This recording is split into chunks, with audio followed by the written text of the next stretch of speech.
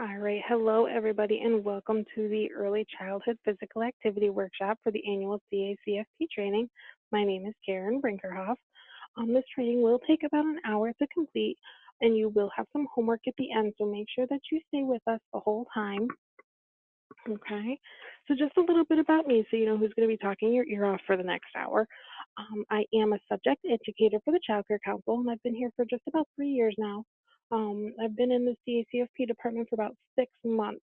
I started helping out with monitor visits once Beverly left, and I believe I saw most of your programs.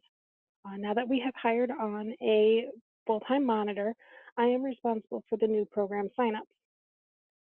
I am a credentialed trainer through NACE, and for those of you who don't know, that stands for the New York State Association for the Education of Young Children. I graduated from MVCC with my associates, and then I continued on to SUNY Cortland, where I got my bachelor's. I have an extremely rambunctious 4-year-old son, 2 dogs, and a husband who might as well be a second child. So just some of the objectives we're going to be talking about today. We're going to talk about some tips to be successful in the food program. We're going to define physical activity terms. We're going to highlight the benefits of physical activity. We're going to discuss some of the barriers to leading physical activity, and we're going to share some ideas to overcome these barriers. So some tips to be successful in the food program. We do have a new crediting book.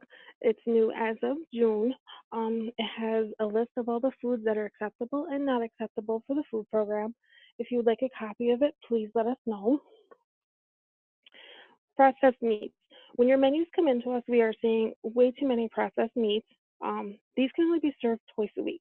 This includes your hot dogs, your sausages, your deli meats, chicken nuggets, pepperoni. All of the processed meats can actually be found on page 37 in your crediting book. It's under a column with big red says not credible. So take a look at that. And again, if you need the book, please let us know. Your attendance needs to be accurate. So it's important to remember that your attendance has two components, the sign in and out times, and then the meal counts on the other side. You cannot use your daycare attendance as your food program meal count. Your attendance records need to be accurate. Again, we're seeing a lot of overlaps in attendance, which is putting a lot of providers over capacity. Even if it's just for a couple of minutes, you're still going over. These meals will be disallowed if you're over capacity. And this also puts us in a little bit of a pickle when we see it.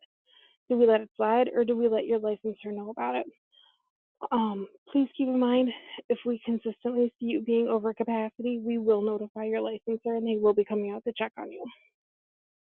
Your menus need to be completed on a daily basis. If our monitor comes out to look at your program and your menus are not completed, your menus get disallowed, meaning you don't get paid. We all want to get paid, so let's make sure your menus are done every day.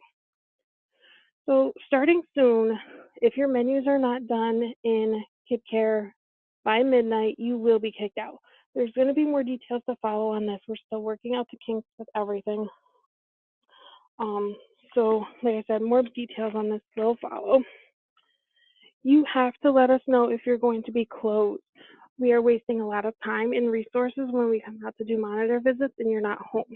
You are required to let us know if you're going to be closed for the day. Call us, email us, however you got to get a hold of us, or put it in Kid Care under the calendar option.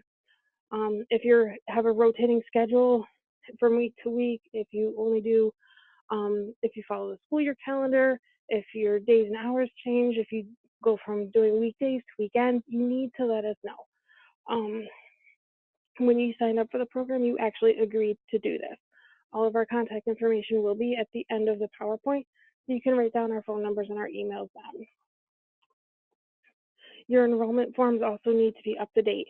So that means if any of your kids get new addresses, their phone numbers change, if a parent's name changed, they get married, divorced, whatever's going on, if their hours change, you need to update the enrollment forms and get them to us regardless of what the expiration date is.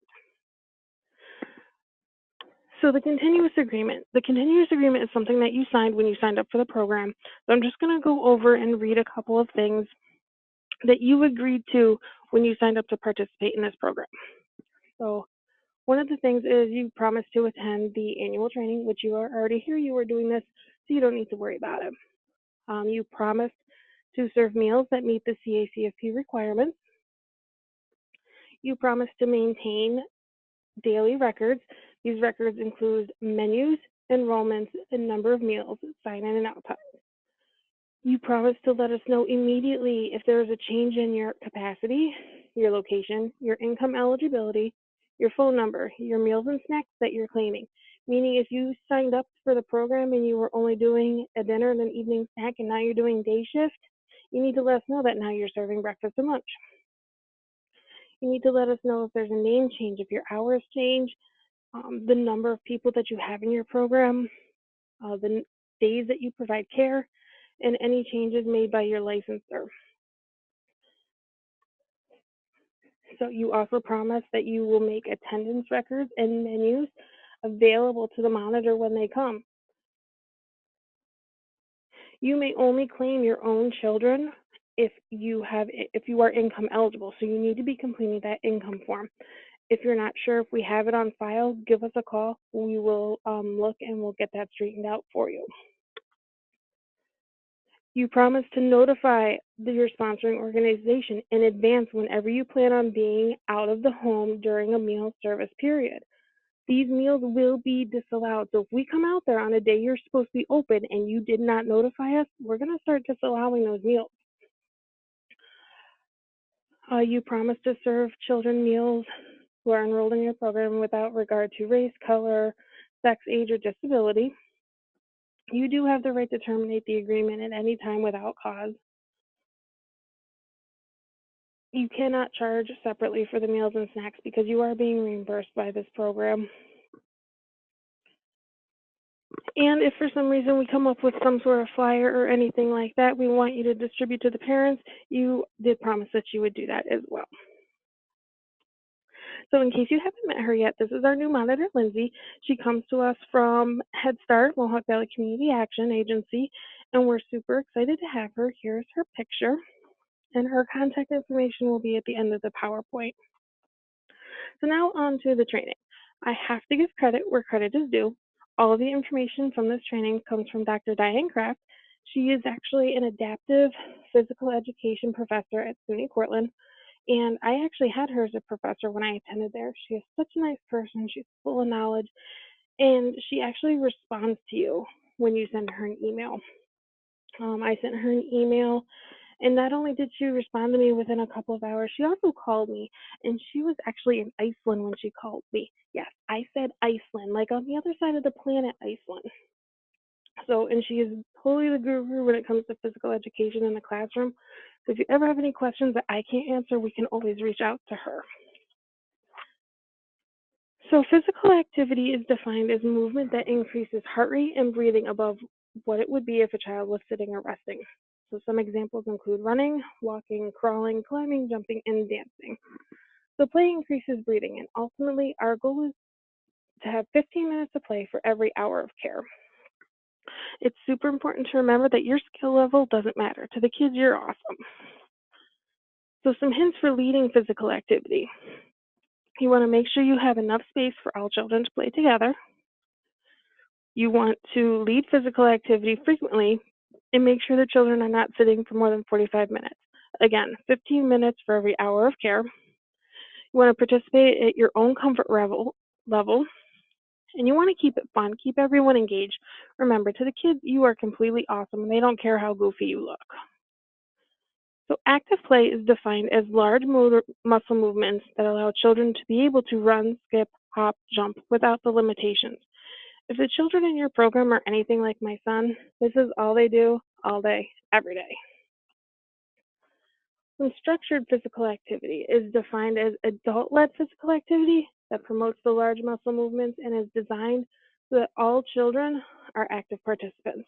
Head Start actually refers to structured activities as those that are intentionally planned and facilitated by an informed adult. An informed adult meaning the adult knows the purpose of the activity and that there's more to the activity than just shaking your sillies out. There's more science behind it and why you're doing it. Unstructured physical activity play. So unstructured physical activity play is defined as a process that is freely chosen, personally directed, and intrinsically motivated. Unstructured physical activity is defined as the free play involving the movements that increase the heart rate. So they're choosing to do this on their own.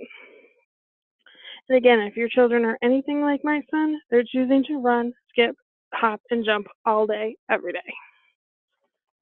So sedentary activity is also called inactive time. It's defined as a quiet time, which can include reading, taking naps, sitting down for meals, coloring pictures, circle time. Sedentary behavior does not increase the heart rate. So physical activity standards. There are actually 5 physical activity standards, and there I will show them all to you. The Center for Disease Control does not have its own standards for early childhood settings.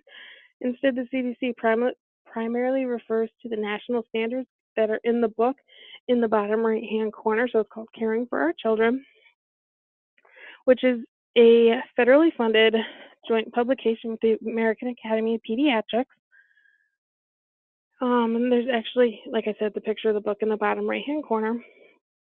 The book has been around since 1992 and is currently in its 3rd edition, and it contains the standards for all health and safety topics. The obesity prevention related standards, including those for physical activity, nutrition, breastfeeding support, and screen time, are also published, but as a standalone document. So the standards that come from the book, they state that the children need all of the following. They need active opportunities for physical activity. So it comes back around, we want 15 minutes of play for every hour of care. To play outdoors, we want that fresh air. We need that vitamin D from the sunshine. We need to have big open spaces. So the teachers and caregivers' encouragement of physical activities, you need to be involved. You need to get involved in what the children are doing. Again, they don't care how goofy you look or how silly you look. You are awesome to the children. So you need to have policies and practices in place that promote physical activity. Make sure it's part of your lesson plans every single day. And we need to protect the children from air pollution while outside. So some of the benefits of physical activity: the social emotional benefits, physical development, health benefits, including weight regulation, cognitive benefits, and there's also self-concept development. So additional benefits, and when it comes to the adults and worksite wellness, physical activity enhances adult wellness when providers engage in physical activity with the children. Now notice with is in big, bold letters. The kids don't care how silly you look. Be involved with them. It helps to reduce stress. It helps you to use your time efficiently, and it's fun.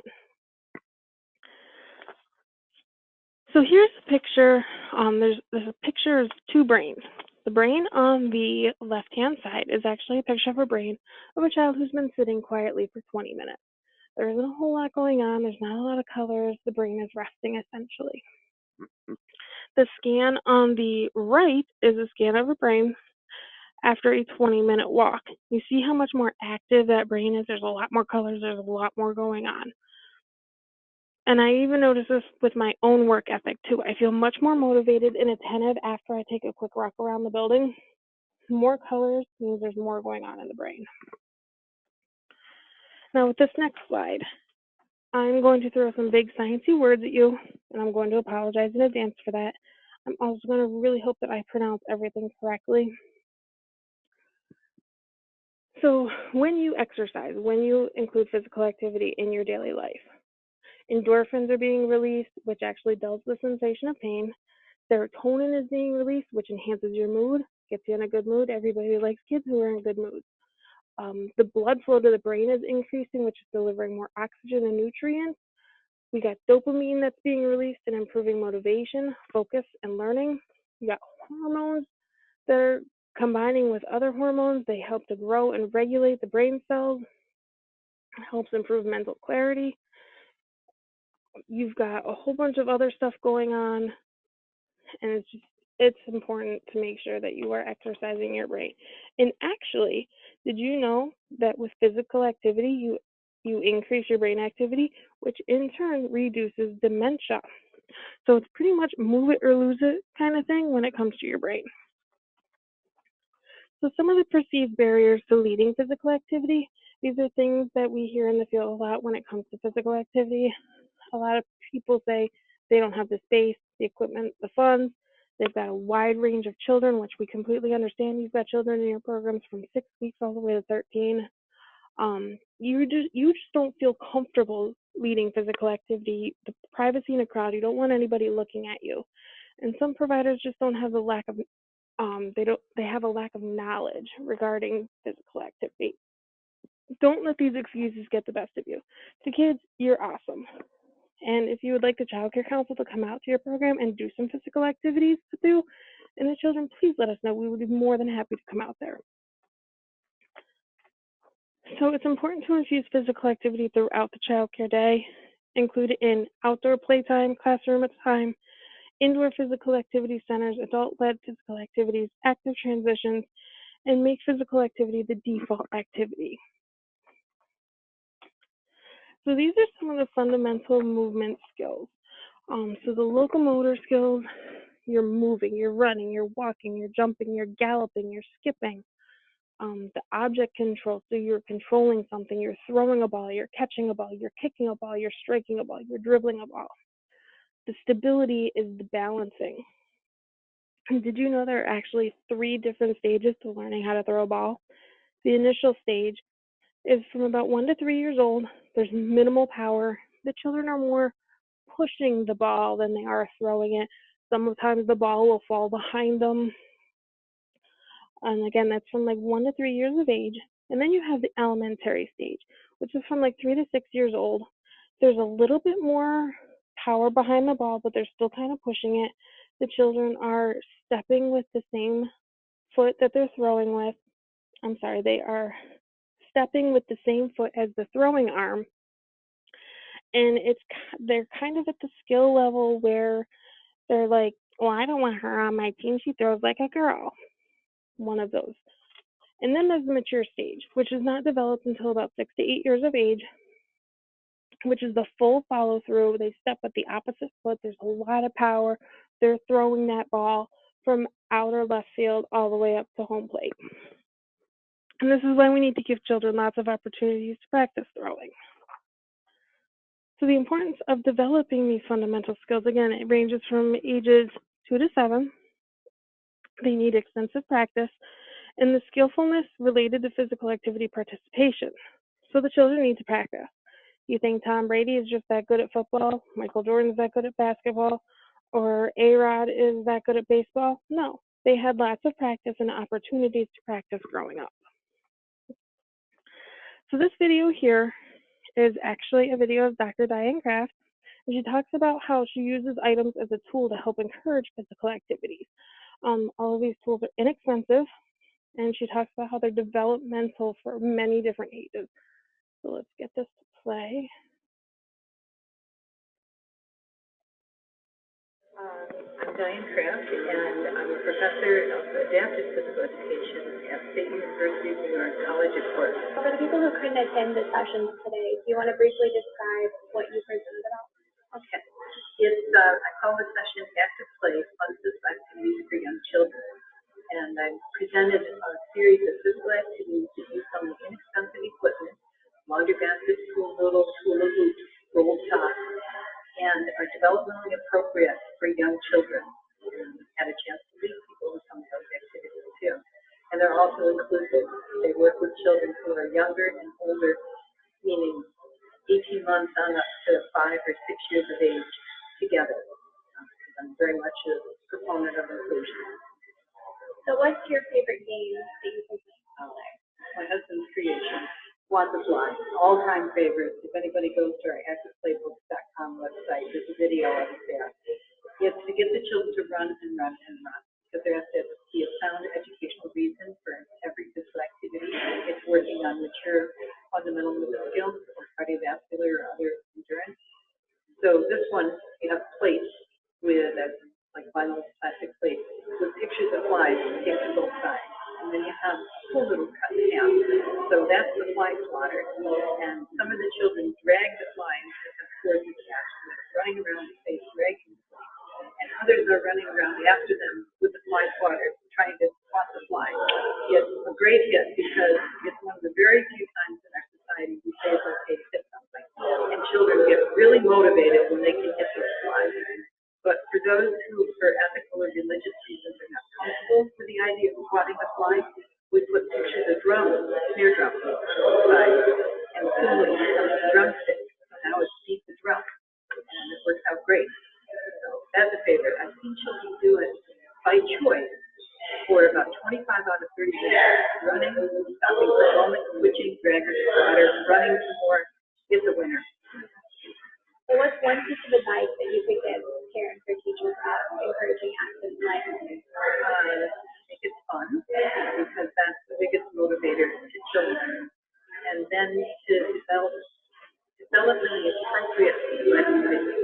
I'm not a fan of some of the well-intended soccer and baseball programs where they take adult activities and poison them on young children who are way too young to use them. Let them play, give them a wide variety of good parts, play with supervision, and that will give them more of a background in terms of activity. And later, when they're developmentally ready, then we can introduce the conventional sports. All right, so that was Dr. Kraft. And like she said, something as simple as using a pool noodle and a Frisbee for Swat the Fly. You can get both of those for $1 at the dollar store. All right, let's see if we can, there we go. So working with infants, I'm not the most experienced when it comes to working with infants in regards to physical activity, and neither is Dr. Kraft. She actually recommends looking up anything by Christine Roberts. She has a great reference when it comes to physical activity relating to infants, but just some basics when it comes to physical activity with infants. They need the tactile, they need to be touched. Crossing that midline, they like the dancing, they like the airplane, and tummy time is a must. This is actually a picture of Dr. Kraft's book. It has a DVD in it. We're actually going to watch some of the videos from her DVD. So you can look at a variety of ways to incorporate physical activity and even a variety of ways to adapt those activities. Again, all of these videos are straight from Dr. Kraft's book, which you can see here. All right, so let's just look at bubble wrap, for example.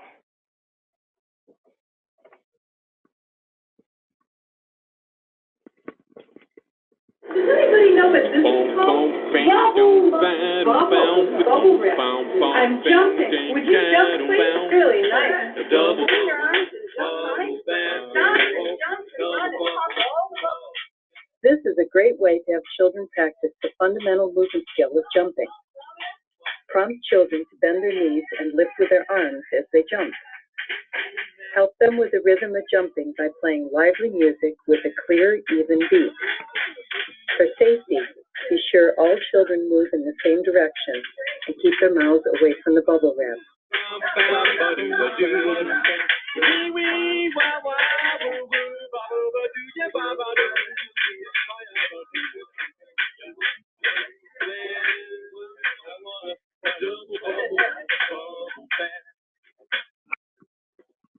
All right, so something as simple as bubble wrap.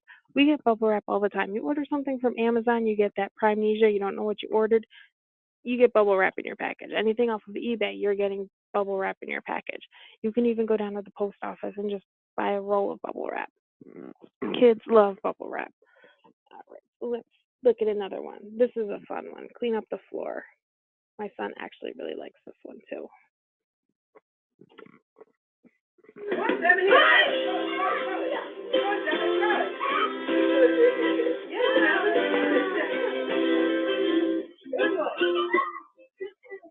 This activity is such fun and chaos.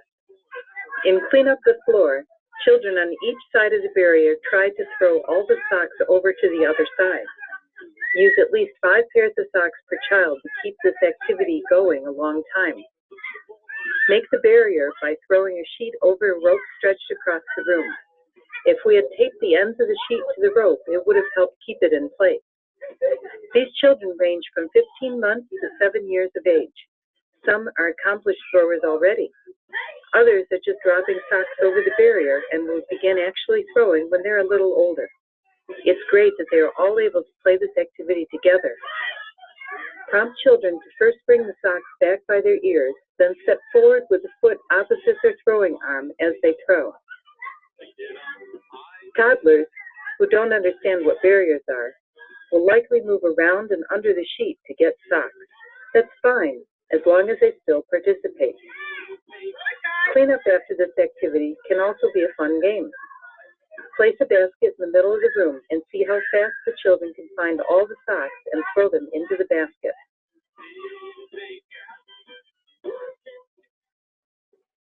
All right, so she talked about how this activity is as simple as putting a sheet over a piece of rope and throwing socks back and forth. She did also mention the difference in ages. You have the younger children who are just going to kind of wander from side to side and pick up the socks. You have the children who are just going to stand next to the sheet and throw it over. And then you're also going to have the children who have already developed that throwing skill and they're just chucking it across the room. The socks aren't going to hurt anybody, so it's a great activity. Let's see what else we can find here. Float the fish. Float the fish is actually one of my son's favorite activities. So let's take a look at this one.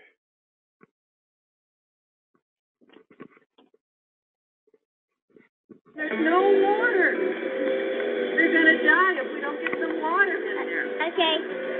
All right, let's go save these fish. We're gonna save the fish. Each child fills a watering can, carries it across the yard, and pours the water into the basin through a hollow foam pool noodle trough. The water flows into the basin and floats the fish. Look how eagerly this 17-month-old girl participates with the older children. She even figures out a quicker way to pour the water. The watering cans were purchased at a dollar store. Cups and clean, empty plastic water bottles can be used instead. Let children have some water to drink before this activity so they won't want to drink from the containers as they play. Yes, the children know the fish are plastic. Nevertheless, the excitement and motivation for the children to be physically active comes from their desire to help the fish and from enjoying a job that seems grown up to them. Children will play actively for a long time when given something useful and interesting to do. We call this moving with a purpose. Rolling, river, keep rolling. Save the fish. River, keep rolling. Rolling, river, keep rolling. All right, so let's actually take a look at the easy kicking activity. This activity is really simple. You're just hanging a pair of pantyhose from a secure source. In the video, it looks like it's PVC pipe, and you're putting one of those punch balls inside of the pantyhose. You can get all of that at the dollar store. Let's take a look.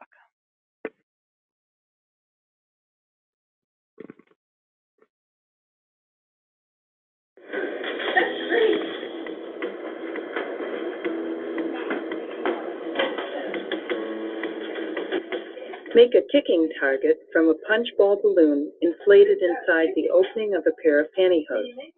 This is one way to give children many chances to practice the fundamental movement skill of kicking. Suspend the pantyhose and punch ball balloon from a rope, or hold it out in front of the child. When kicked, the ball swings right back, ready to be kicked again and again. Here the balls are suspended from a pipe frame built for this purpose. They could also be easily suspended from a rope temporarily strung overhead, or from the overhead support of a piece of playground equipment.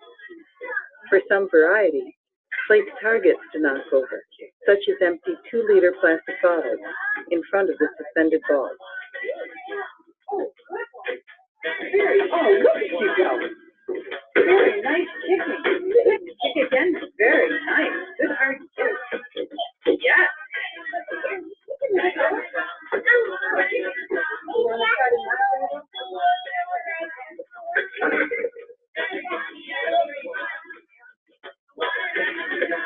Nice job.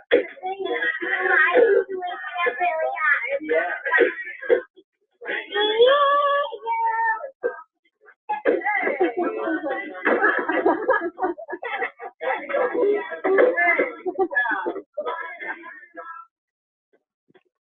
All right. So did you actually see that when the little girl was kicking the white ball, that they actually had a white piece of paper with the word white against the wall? So that the children are going to be able to correlate the white ball goes towards the white paper. And you can also increase the challenge for the children. So you saw some of the children, they were kind of struggling, they kept missing the ball. That's perfectly normal. And then you had an older child who was kicking with both feet at the same time, jumping up and almost doing a jumping jack. So it's perfectly adaptable for all ages. Let's see what else we can find here.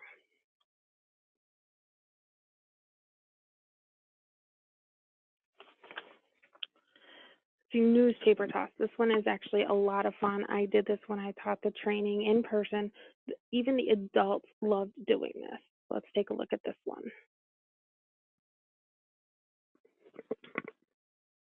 Is this a newspaper? Is it all rolled up with a rubber band on it, keeping it this way? It's fun to throw. You guys ready? Yeah. Good job. One at a time. There is no need to coax children to throw rolled newspapers at a target of aluminum pie plates. They love the action and the noise and squeal with delight each time a full basket of newspapers is delivered to their feet.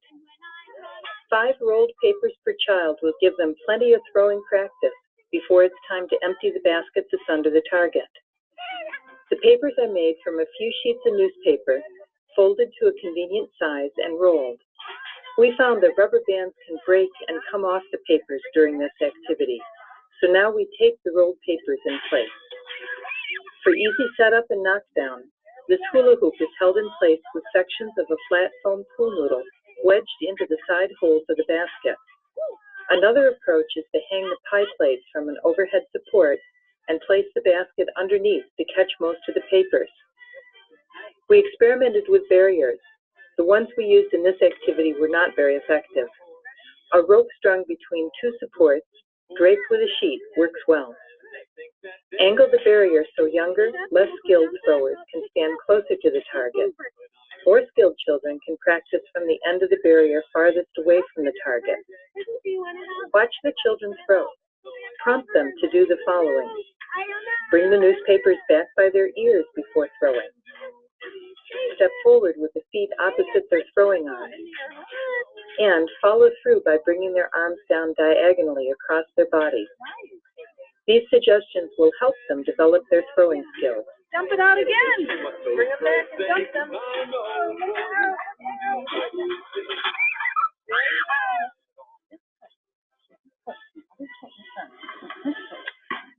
Yeah.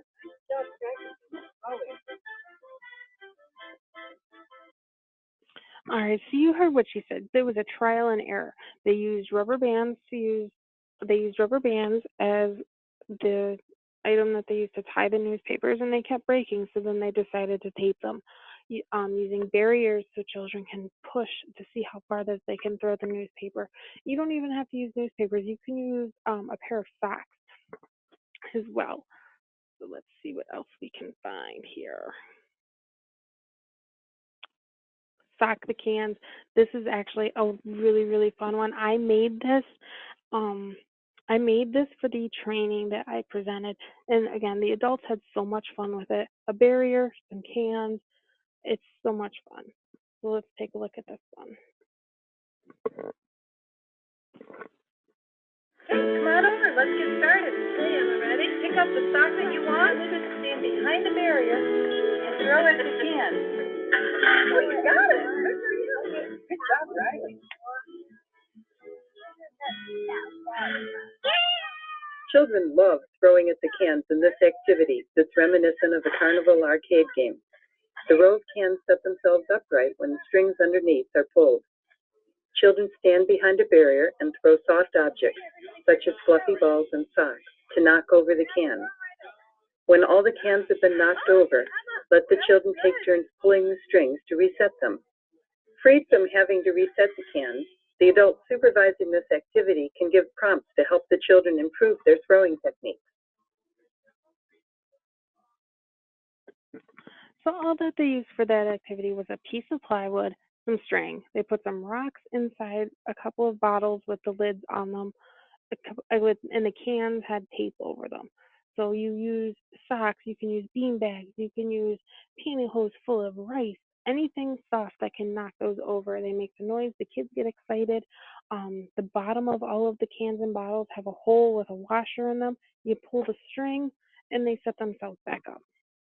I do want to play one more video for you called Swat the Fly, and I really want to play it because, again, I did the activity with the training for the classroom setting that I did. The adults loved it. My son loved it, and Dr. Kraft talked about it in the video that we watched with her earlier. So let's check this one out.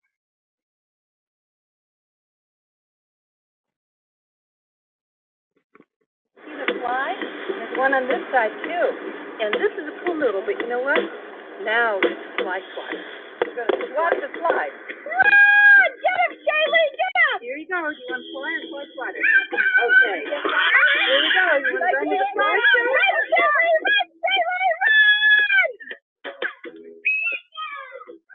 Swat the Fly, an original with us, gives children a great cardiovascular workout, running around dragging or swatting flies. It works well both in large country yards and small urban plots. And this is one of the few times we tell children that it's okay to try to hit something. The fly is easy to make. Attach a cord through a hole in the rim of a frisbee. Take pictures of a fly on each side of the disc. A 6-foot foam pool noodle cut in half becomes 2 fly swatters. Children can switch from dragging to swatting whenever they wish. Have the children all run in the same direction to avoid collision. Remind children that only the flies get swatted. During warm weather, be sure children don't get overheated. Have plenty of drinking water on hand. If you object to swatting flies, put pictures of drums on the disc and have children chase the drums with their foam pool noodle drumsticks. Children with different running speeds can all play together. Slower children chase the slower flies, and faster children typically run after the faster flies. All right. Let's go back to our PowerPoint here. Okay, so again, this is her book. All of the videos that we watched are included in the DVD that is with this book. This book can be found on Amazon, it can be found on eBay, and you can actually go directly to Diane Craft's website and you can order it directly from her. All right, so let's talk about your homework. The training is pretty much done, but you do have 2 more steps. So now it's all on you. Step number 1, we are asking that you take a quick survey, which is right here. I'm pretty sure you can click it through the video. If not, it is actually in the comment section below. So fill out the survey there. It's just quick. It's, did you like the web-based training? Would you do it again? Any suggestions, things like that. So just quick complete that survey. Next thing you get to do is we are asking that you send us a picture to make sure you send us a picture. We want to see that you're doing physical activity in the classroom or in your setting, in your program. It doesn't have to be anything from Dr. Kraft's book or anything that I showed you, but we want to see that you're doing physical activity with the children. So please send us a picture. The contact information will be at the end of the PowerPoint. And please keep in mind, we have been in your homes. We know what your homes look like. So please do not just Google a picture of children doing physical activity and sending it to us, because it will not be accepted. You will not get credit for it. And then once we get your picture and you complete the survey, you will get a copy of Dr. Kraft's book for free. All you have to do is complete the survey and send us the picture and you get it. You can email us or mail us the picture. Once you get those 2 things from you, the book is yours. We will send it out to you, or we'll send it on the next monitor visit. It's your choice. And I will also send you your certificate with your credit hours once we have those 2 things from you. So here's our contact information. My information is on the left. So my phone number is 223-7850. My extension is 233. My email is keb99@cornell.edu. And then Lindsay, our monitor, her phone number is 736-3394. Her extension is 119. And her email is lab369@cornell.edu. So like I said, with those pictures, you can mail it to us, you can email it to us, you can fax it to us. whatever you need to do. You can also use these phone numbers and these emails to let us know that you are closed. Okay, feel free to give us a call, email us if you have any questions. Again, we can use emails for your homework assignment when you go to send us our pictures. And then with those pictures, also make sure that you have the photo releases for the children. If you don't have photo releases, make sure you only show the backs of their heads. Okay, so like I said, if anybody has any questions, feel free to give us a call, and we'll look forward to seeing those pictures and those surveys. And like I said, once we get the picture and the survey from you, we will send you a copy of Dr. Kraft's book along with your certificate. So thank you for joining me today, everyone. Have a great day.